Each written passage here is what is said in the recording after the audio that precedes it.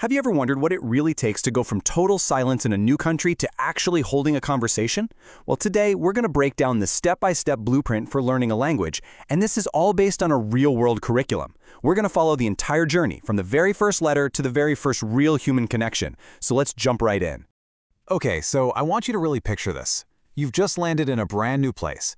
The signs are just a bunch of squiggles. The voices all around you are just noise. You have to communicate, just to get by. When you're faced with that kind of overwhelming silence, what's the very first step you take? Where do you even begin? Well, the journey starts with the absolute basics. I mean, you can't build a house without laying the first brick, right? And when it comes to language, that foundation starts with the alphabet, and crucially, the sounds that bring those letters to life. And it starts right here. Seriously, the very first thing you have to do, according to this curriculum, is master these 26 little symbols. But this isn't just about memorizing shapes. It's like you're being given the key to decode a secret language that's happening all around you.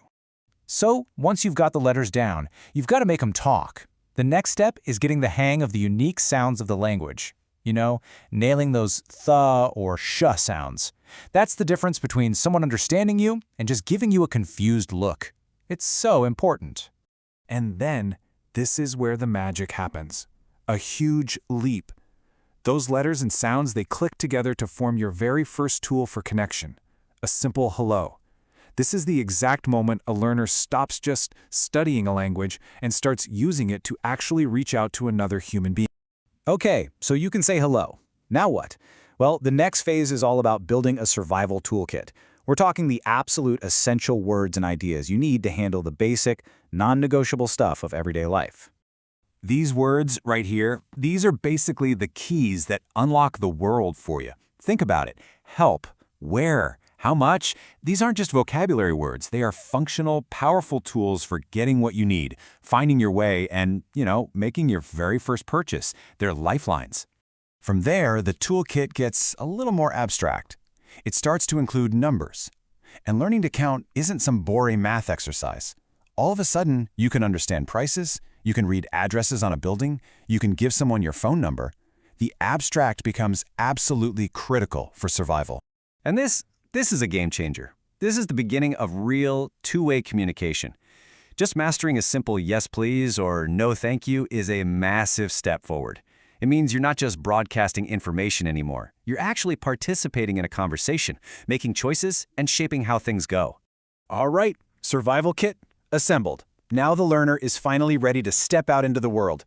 This is where all that theory becomes practice. And the goal is simple. Get from point A to point B without getting completely and hopelessly lost.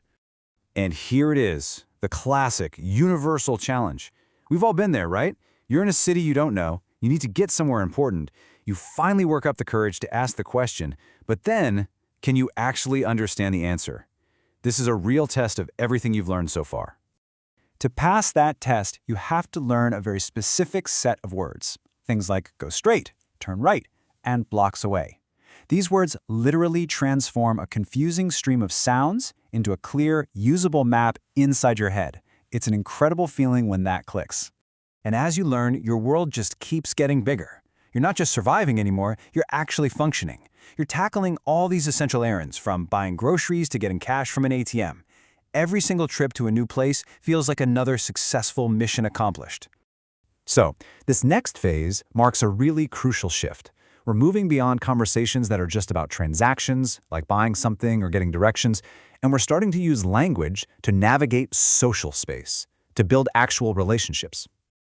This is where you start to develop nuance. You begin to understand that how you say something is often just as important as what you say. Choosing between the more formal, "Could you help me please?" and the casual, "Can you help me?" that shows a real understanding of social situations. That's next-level stuff. And look at this progression. This shows language becoming the key to a better life.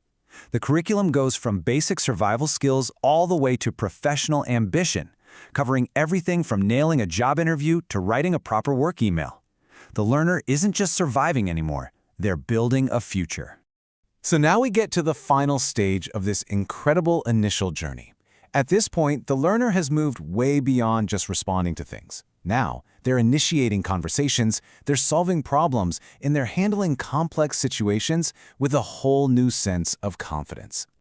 You know, this might look simple, but it is a surprisingly advanced skill.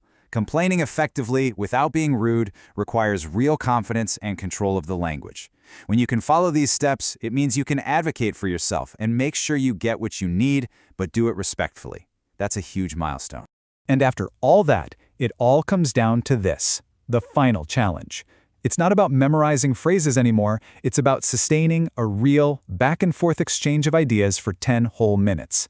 The journey from silence to conversation is complete, but it really makes you wonder, doesn't it?